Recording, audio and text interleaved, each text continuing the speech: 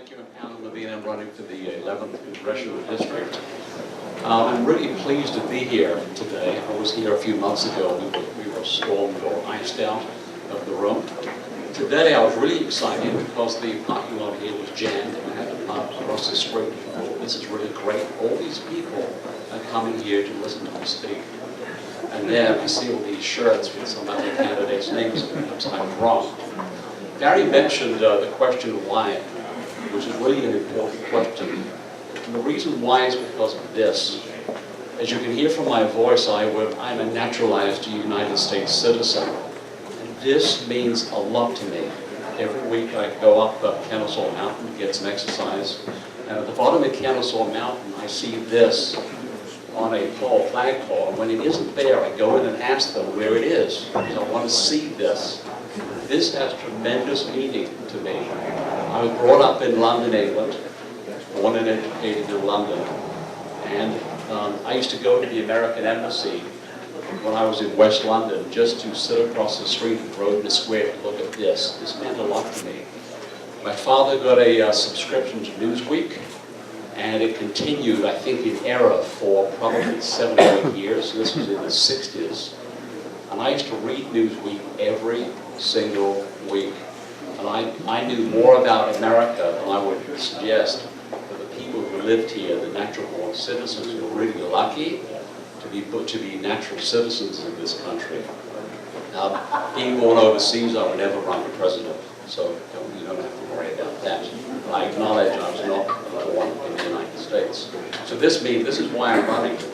I'm in the IT business. I work I do data center work, and my customers come to me to solve problems. I've been in the IT business for about 30 years, and they don't come to me, so as President Clinton said, to feel their pain. They come to me and say, we have a problem, how do we fix it? We're paying you to fix the problem, not talk about the problems. My whole business career, since I went into the computer business in the early 80s in San Diego, California, was on fixing problems. The reason I want to go to Washington is we have a very serious, extremely serious problem, which is the national debt and our increasing urgency to borrow more and more and more money at an ever spiraling rate. In 1944, and I also know a lot about British history, obviously, but in 1944 there was a conference in Vermont. In 1944, the British were so bankrupt because of the need to fight Hitler and the Axis forces, and they had to borrow so much money that they ran out of money. The United States leveraged away the reserve currency, which was the British pound at that point, so the US dollar will become dominant. Since then, you hear the expression, the almighty dollar. The reason you hear that is that you can go anywhere on the planet and use dollars and you can buy anything because people accept United States dollars and they understand that. And most importantly, the price of oil is based in dollars. If it was priced in euros or the Chinese currency, we'd find out that our economy would tank. So the reason I'm running for Congress is I've seen serious problems occur in the United Kingdom based on the loss of reserve currency, and nobody else talks about this. My candidacy is being watched by the British government. They won't get themselves involved, obviously, and also the European Parliament. If I'm elected, I will have global exposure. I get visits on my congressional website from all over the world because of my ideas. People like what I want to do because I fix problems. While I don't agree, I agree with term limits because it's a nice rhetorical statement to make. Everybody's asked for if I were to say I support term limits, but I have a better solution. I'll get to that in just a minute. What I want to do to solve our problems, and because before I went into the computer business, I used to be a certified financial planner in San Diego, and I specialized in all things municipal finance. So I know how governments operate and how they borrow money and many of the intricacies involved in that. But what I want to do to fix problems and just talk about them and how I'll do a great job in Washington and elect me and re-elect me and re-elect me and so on and so forth, is that I want to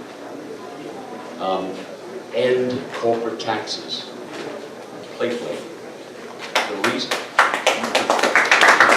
no more corporate taxes on the federal level, and there's many reasons for that. The first thing that will happen, the people who don't like what I say will say, the federal government gets about $275 billion in revenue from corporate taxes. What are we going to do? We don't have any money as it is, so why should we reduce our treasury income by $275 billion? There's a reason. The reason is, the main reason, is that we will become a tax haven. We will become the world's biggest and best tax haven. And all the money that domestic U.S. corporations are holding overseas will come back overnight. Just Apple, computer company, has $100 billion sitting in Ireland, and they will not bring it back, put it to work in the United States because of taxes. U.S.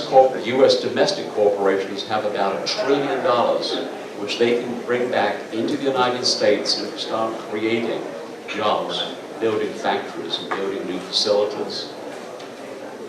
Foreign corporations also recognize that they like to do business in the United States. We're the world's largest market, and we import, as you know, huge amounts of everything.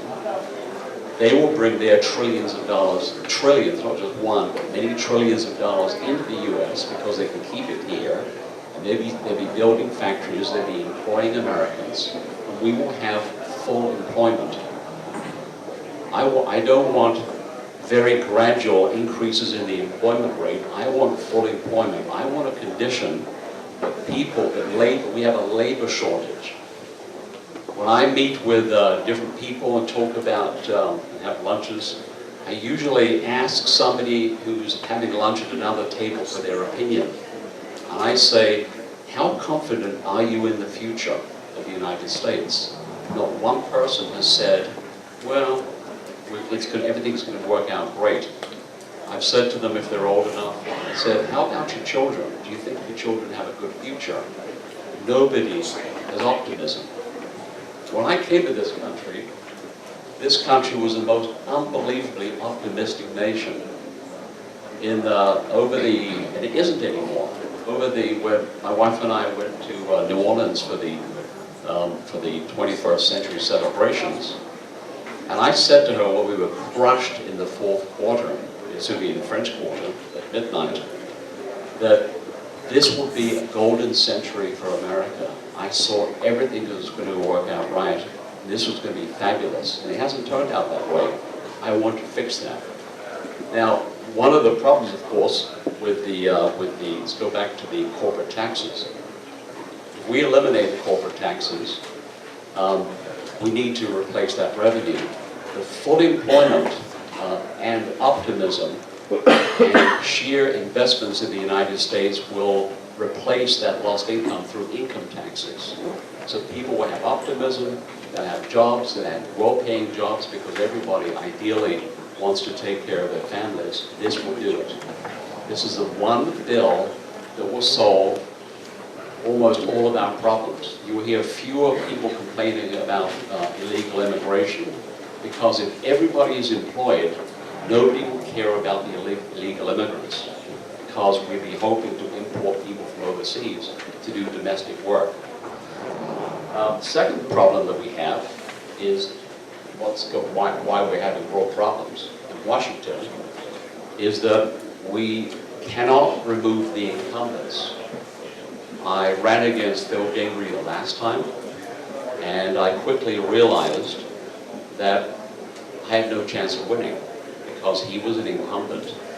And the reason that I had no chance of winning was that he had $2 million in his corporate bank account or his congressional bank account. And when incumbent candidates are thrown huge volumes of money once they're elected and they're allowed to keep it, that you never can help them move on to do something and they stay as incumbents for 10, 20, 30, 40 years. And you know, I think somebody just retired who was in Congress for 40 years, and it should not be that way. If you cannot do what you need to do in 10 years, you should step aside and let somebody else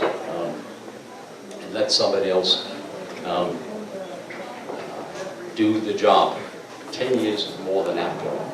But I don't think that way more than but because they are incumbents, it's practically impossible to move them out. And it's mostly probably due to how districts are redistricted every 10 years or so, and that you get solid Democrat and solid or Democratic districts and solid Republican districts.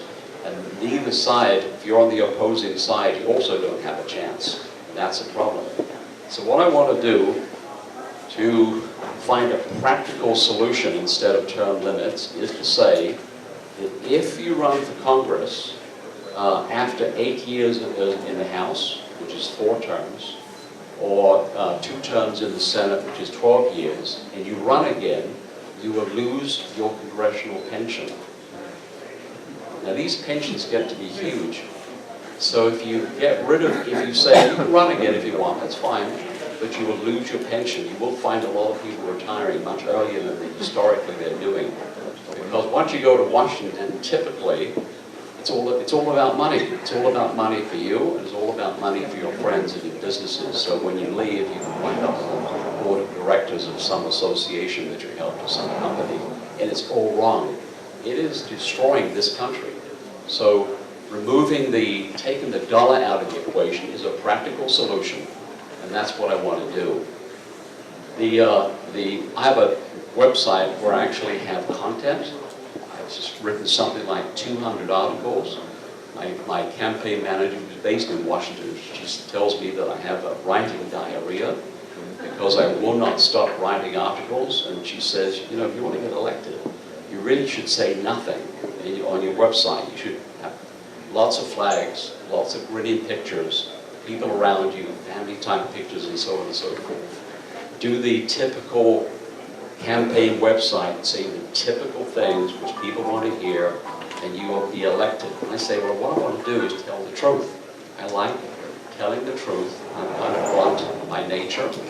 And I tell the truth, and I'm honest, and I do things the right way, and I always repay my debts.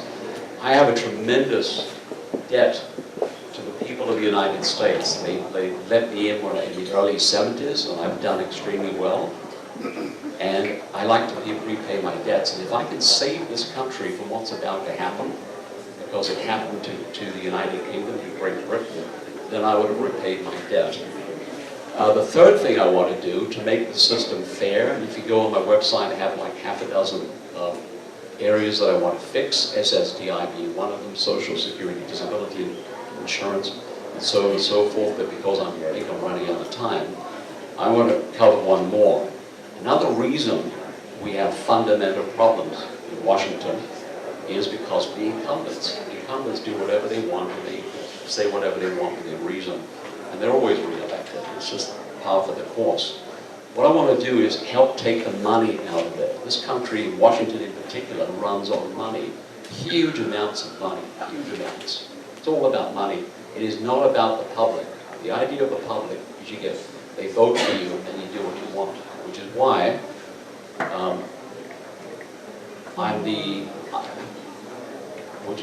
the politicians typically will tell it whatever you want to hear to get the applause necessary to get momentum towards being elected. The reason I've written the 200 articles, ladies and gentlemen, is because I want you to know before you vote for me exactly what you're going to get.